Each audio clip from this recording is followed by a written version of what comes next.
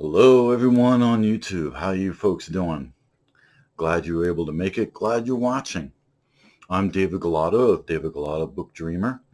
And today I want to talk a little bit more about fantasy. As you can see, I'm kind of stuck in the pipelines here. That's okay. It's warm. So it's been a bit of a chilly day. Wanted to talk a little bit about, as a writer, one of the first things that I was really interested in doing was a trilogy.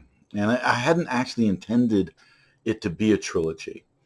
When I started writing Crew of Ganges, it was supposed to be a standalone book, but I found that I had just too much to say, and I really wanted to follow the dream that inspired the book.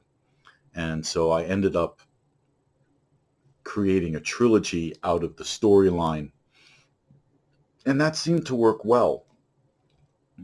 The expansion of the timeline really helped to bring the reader further into the culture of the crew, really got them involved in the story from several different points of view. I didn't want to just bring one point of view to that story because it was too sweeping, it was too big.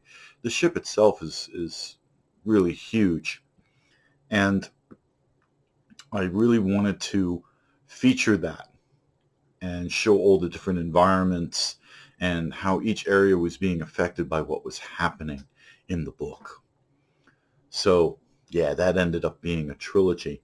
The other thing that I did with Clockmaker here, which is a standalone for now, and that was very refreshing. Just be able to take a story from one character's point of view and really run with all the fun of creating a series of odd worlds and getting the reader to really understand the mindset of the main character, Clockmaker. Now, I do have another standalone book that's coming up, and it's also kind of a fantasy. It's a little strange for a fantasy, but it is technically a fantasy. There's a lot of magic involved. And that one is a standalone. I don't have any plans for a sequel to that.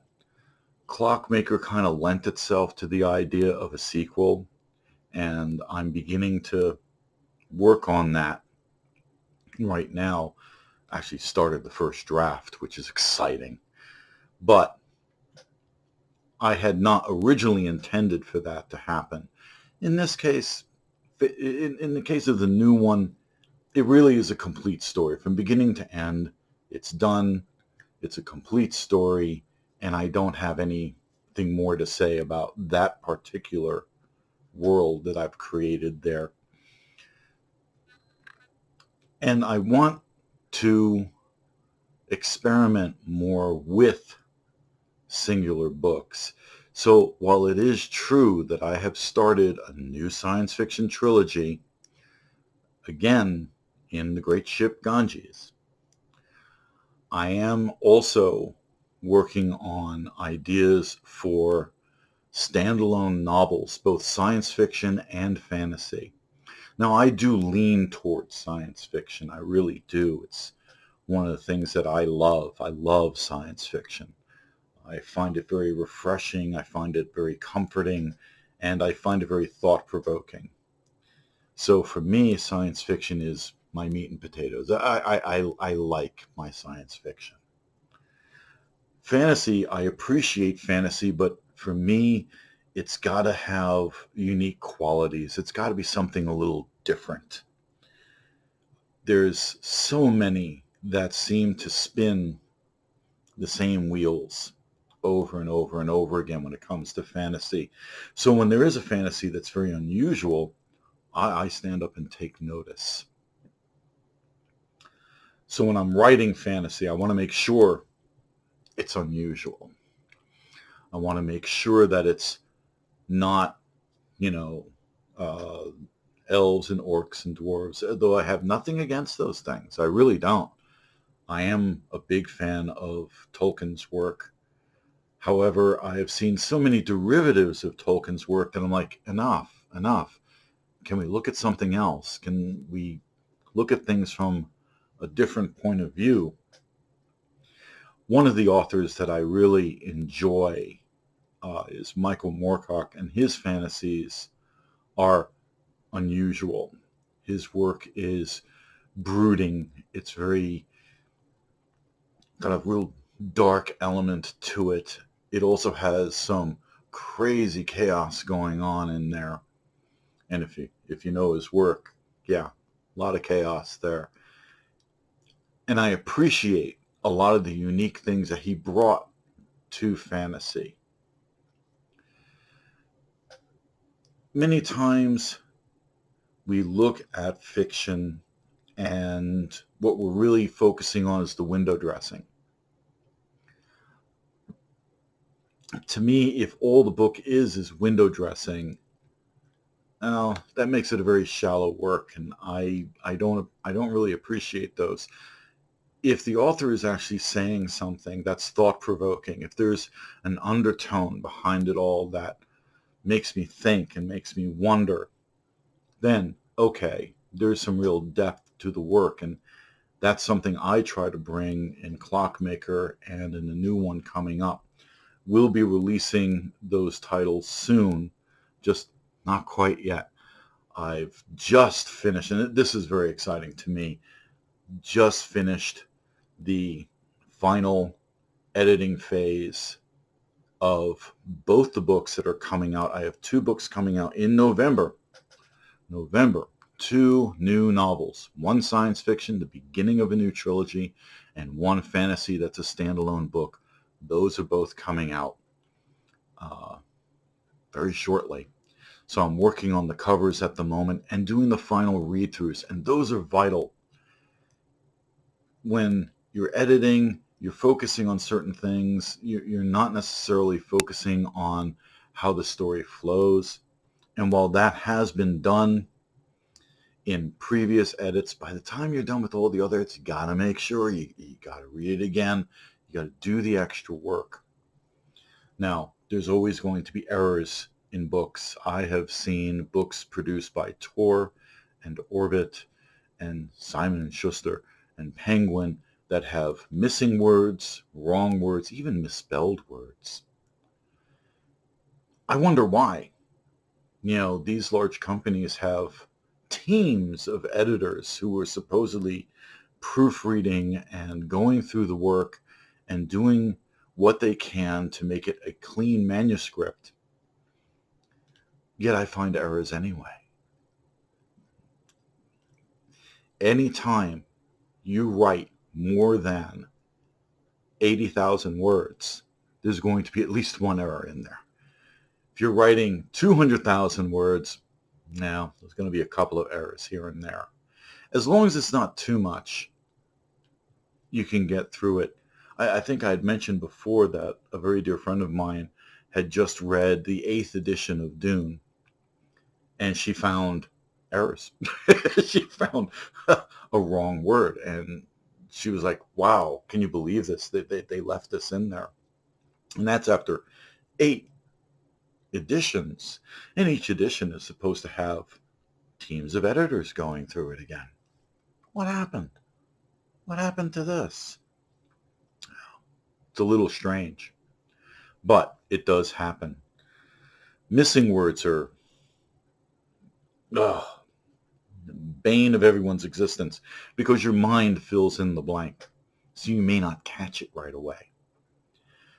I try to do my very, very best, and that's why I have multiple eyes looking at my manuscript before I even submit it for publication. No, it's got to go through people. People will find different things from each other because everyone's mind works a little bit differently. So that's always a good thing to know, especially if you're a writer. Get people involved. Don't be isolated. Isolation, it's like me right now. I'm stuck in the basement here. That's not helpful. You got to bring people in to help you out. It can be other writers. It can be editors. It can be friends. It can be family members. It doesn't really matter who they are. You want a different pair of eyes looking over the manuscript and excuse me, and making sure things look clean. So that's that aside. When it comes to standalone books, I want to be very careful that the book has a nice beginning, one that gets you interested right away, and has a great ending, a satisfying ending, one where the reader goes, yeah, that's done. That's what I want to see. This is vital. This is absolutely vital. Nothing destroys a book like a bad ending. And I don't mean like an ending where, the main character dies or where things don't go, according to plan.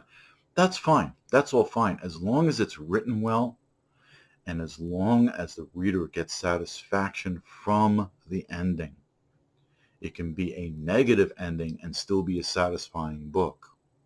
Or you can have a positive ending and it could still fall apart because it's just not satisfying.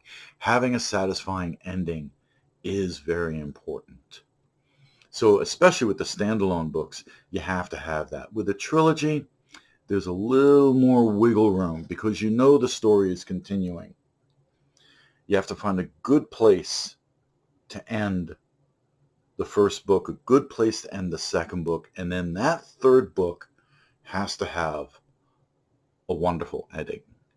That ending has to be satisfactory. It has to satisfy the appetite of the reader. In the meantime, the first book and the second book, you're going to be hinting at other things to come. You could do cliffhangers. Some cliffhangers are okay.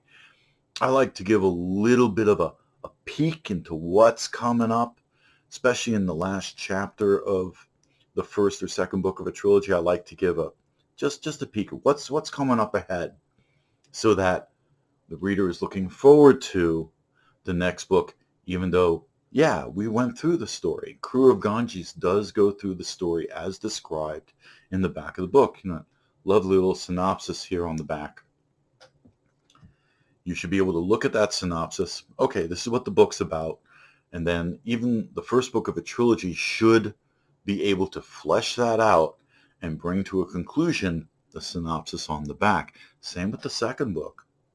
The second book should be able to flesh out and conclude what is written for the synopsis. It's almost like a science experiment. What is the hypothesis? Are you proving or disproving the hypothesis? And you're doing very similar work with writing a book. And then that third one, I like to really give a nice long ending. Now, that's a personal philosophy of mine, the long ending. It can be very short and have a very satisfying ending. Absolutely. Absolutely. No questions there. I prefer to show long-term repercussions of what happened during that trilogy. Life isn't simple. When something happens, say an earthquake or a war or, aliens come down from the sky and, even if we find out everything ends up being okay, there's going to be repercussions of these events. And I like to flesh those out. I like to tie up all the knots into a lovely bow that brings things to a logical conclusion so that you don't feel like, gee, what would happen the next week though? This and this and this. I've seen that. I've done that. I'm an avid reader, a voracious reader. And I myself have many times finished a book going, yeah, but what about this? What happened to that? How does this affect these people? And yes, that can be the basis for a lot of fan fiction, but wouldn't it be nice if the author actually touched on some of these topics? And that's what I like to do. I like to touch on those topics. Tolkien did that. So did Frank Herbert. A lot of these authors would touch on repercussions. Gene Wolfe also did that. Litany of the Long Sun. Marvelous. Marvelous work. That is also about a generation ship, and he does get into the repercussions in another trilogy. There's a whole trilogy of the repercussions of what happened in the first trilogy. Brilliantly done. Brilliantly done. And the characters are to die for. They're wonderful. So, thinking things through, whether it's a standalone book or a trilogy, you have to think through how you are beginning and ending these stories and what your reader experience is most likely going to be like. These are the things that have to go through your mind when you're planning these out, not just when you're writing, but when you're planning the book out, when you're planning the timeline and getting things together. Well, I do hope that you've enjoyed this little blurb here on YouTube for David Galata Book Dreamer. Please do subscribe. I would really love to see more subscribers, and by all means, ask questions and comment. I would love to hear from people, absolutely. So, all right, I'm going to let you go. Thank you again for watching, and I'll see you next week. Take care.